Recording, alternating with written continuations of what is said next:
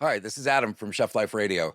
I'd like to introduce you to a friend of mine who's doing some great work. Have you done all the hard work of writing a book, but you can't get it in enough readers' hands? If so, check out my podcast, The Reluctant Book Marketer, anywhere you listen to podcasts. Check out his podcast, won't you?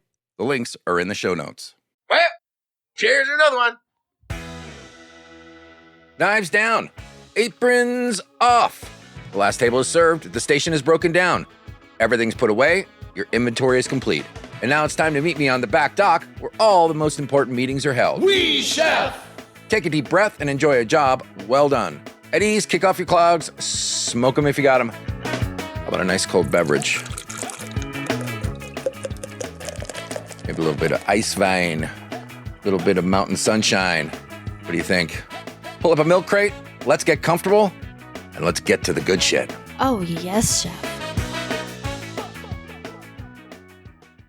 We're on the dock with restaurateur, self-proclaimed taco maker, and dear friend, Deidra McGuiness-Ciolko. So there's a bunch of exercises that I've been going through, and I got into a conversation with a bunch of people on Facebook who gave me some opinions. And several of them were women who had been in the industry for a while, who I happen to know and have worked with. And they were reflecting back to me, you know, the misogyny that they still encounter. Oh, yeah. And my response to one of them was, you know, if you're secure in the value that you represent and your own abilities, then what the fuck do you care about what anyone else has to say? Which is easy to say when it, you know, when it's not my boss, right? And it's easy to say when you're a man. Sure. But, you know, one of the reasons I asked you on this show is, you know, you're one of the smartest people I know. And when you talked about, you know, never taking any time off, you know, you were always the one that never gave yourself any time off. You had a drive unlike anything I had experienced, and kind of shamed me a little bit because I was like, shit, man, I don't want to work that hard. So this thing about taking Joey to the abogado, to the lawyer's office, is really fascinating for me, because even though you knew that, especially in a patriarchal society like the Caribbean and Latin America, you know that you're going to be in this situation where someone's going to be looking down on you or trying to take advantage of you. You've just created a strategy by which, that can't happen. Yeah. I mean, how many times had you run up against that before you figured, there's got to be a better way? Yeah, it took me a long time. But I think that also, this is something that a lot of us, I think, who've been in the biz for a long time, I know a lot of my friends, we've all worked so hard. It is the nature of the business. And I see, as we're aging, a lot of us turning to meditation, prayer, getting rid of our bad habits, all those things that come from the business. And in that, there's a lot of space to learn one of those 3 R's, reinvent. Okay, I'm going to come up against this. What can I do just to make it easier for me? Now, my son has nothing to do with our business. No, totally got it. Wouldn't lift him up. He's a stand-in. Yeah, just a warm body. But the abogado looked at him directly, spoke to him the entire time. And I'm okay with that now. But it took me a lot of years in this business to get there, because it is prevalent. And this used to be, I will say used to be, when I was coming up in the 80s, it was a very male-dominated business. And I've worked mostly. So I'm kind of like a man. And I think that happens to a lot of women in many businesses that are male-dominated. Mm-hmm. You start to halfway. But if you really come up against it, instead of getting mad or yelling or, working double time, there's ways around it. If you stop and quiet your mind and think about, how can I get around this problem? And so with that, with the misogynist lawyer, that's what I came up with. Because it's almost like fighting against the story that you're telling yourself, right? The story that you want to hear. There's the story that you're convinced of. And again, I have no experience because I've never been a woman, although I have worked for women who decidedly want to take out on me every insult that they'd ever gone through, which is that's prevalent. Yeah. But to be able to take all that in and just not let it bother you. Like, you have to shift the perspective. You have to say, doesn't mean anything about me, doesn't mean anything about them. It's just the way things are. And it's not like I'm advocating anybody just ignore abusive situations. No, There's I'm not either. Cultural things that, take, the arc of history trends towards justice, but in the moment, might catch a little crap. Yeah. So, and most of all, I was just connected to how much pain they were in, right? Like, they didn't actually want to acknowledge it, but in some direct messages, there was some real pain in the fact that they weren't acknowledged for the great employees they were. Not woman or man, just the fact that, they're holding this thing down, and the chef left, and, and, I totally get it. It's so sad. Yeah. And so that's why this goddamn podcast exists now. Yeah. I mean, I particularly was interested in chatting with.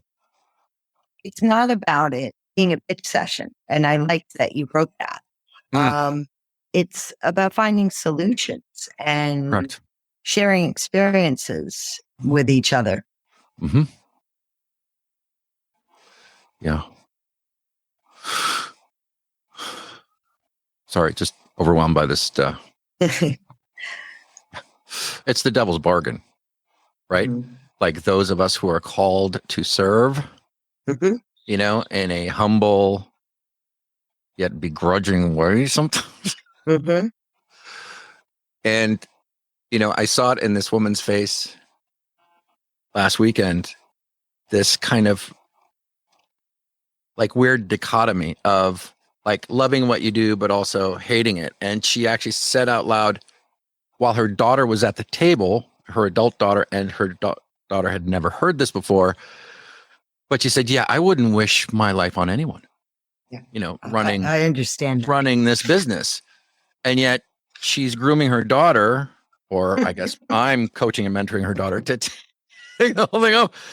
And, some of it is in the design and structure of the organization, and some of it is just the nature of the business, which is why now in my elderhood, when someone says to me, I'm going to be a chef, I'm going to be the best. And I'm like, okay, cool.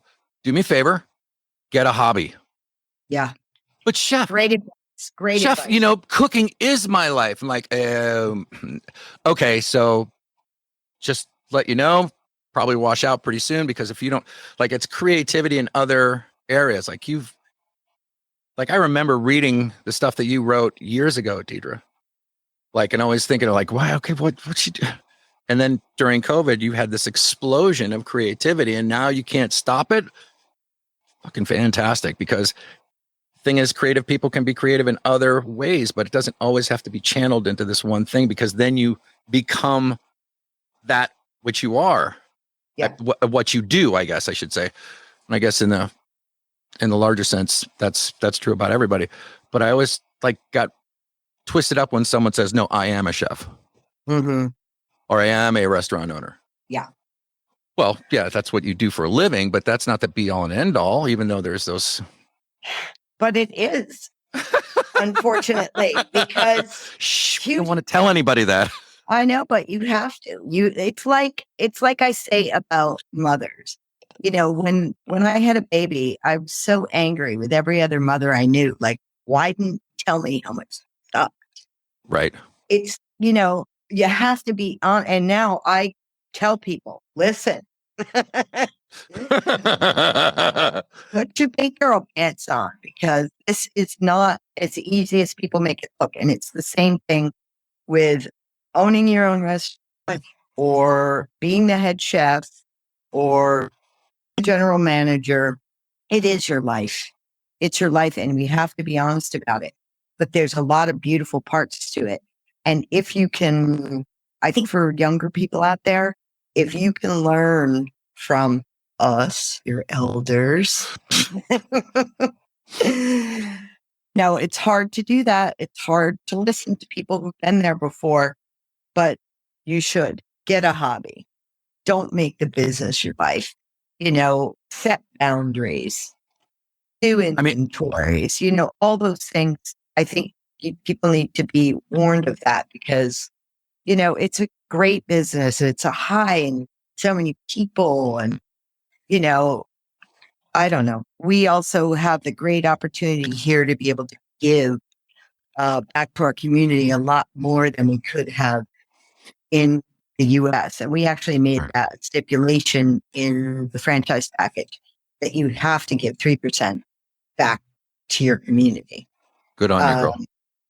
Because that's a big part of it. And I know that you years ago were involved with what was the organization, the Chef's Feed? Share our strength. Yeah. Taste of the nation. I love our strength. Yeah.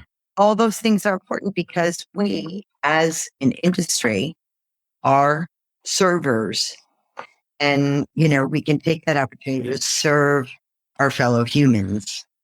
I also wrote down something else because the title of the show actually came to me during our discussion, which was sobering realizations. Not necessarily this idea of like we have to put away all our bad habits, but the sobering realization that, some people might feel like this job chose us, but there's certainly a part of us that gravitated towards community. And that's a wonderful thing that I see Joe doing out there on the tables is he's building community because the only thing that people ever want is to feel like a part of something, whether it's the associate or whether it's and there's nothing better when the boss knows your name. Like, wow, I can go there and I see him and he says hello to me and he knows who I am and my money's not wasted. I mean, as far as of everything that I've ever been able to divine of this business, that it comes down to two things, and it's being in relationship and building community.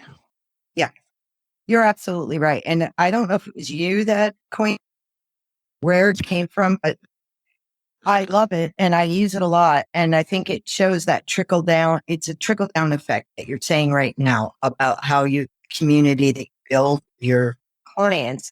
It's also, the restaurant industry is like the island of the misfit toys, and it accepts everybody. You're a drug addict, you're a drunk, you're mentally ill, you're odd, whatever it is, you're welcome here. And we're going to make you feel at home. You're going to fit in. And I think that trickles down because, we're used to that as an industry of being a lot of different people and having to work together to orchestrate a beautiful dinner for someone's anniversary. I think the other thing that it spawns is, or that I've actually been the recipient of, is there's like infinite opportunities for owning your shit and being not only accepted but being like brought back into the fold. Like there's so many, I've had forgiveness bestowed upon me in so many ways and so many times in my career, unlike anything I had ever experienced before. Even when I thought I didn't deserve it. Mm-hmm. And that only came through, the people who thought enough of me that, they would hold out their hand and say, you're not lost, just a little fucking confused. Come on back. Yeah. Last year or the year before the pandemic, I did a consulting job in Rhode Island and I interviewed 42 chefs for a position. That's a lot of chefs. Yeah. And the first question I would ask them, and I'm not a chef, can't wear that badge, and I adore it, but I would say to them, "So what's your issue?" That was the first question. Thank you. And most people would, look at me funny, give me this quizzical look. The guy I hired said to me, Jameson's is my issue. He said, I can wait until 7:00 at night. I'll never drink when I'm behind the line, but Jameson's is my issue. And if you have a problem with that, I don't think I can work here. And I'm like, you're hired. Thanks for being honest. whatever it is, when you're building a team, everybody gets a slot. Everybody has a space and all of it can work. Just like in a family, you just got to know where, okay, I'm here after 7 o'clock. I need the best line cook we got. All right. That's cool. It's like ultimately setting everyone up for success. Like, don't promote the best server to a general manager because they'll just fail. Yeah. Like, they may not necessarily have, just because someone's really good at their present job doesn't necessarily mean that they'll be good at something else. There's training involved and all that kind of stuff, but I think not everyone's come out for it.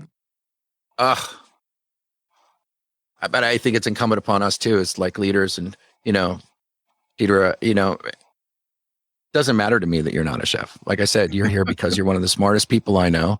I missed you greatly. I wanted to talk to you, but also because I knew you had hard-won wisdom.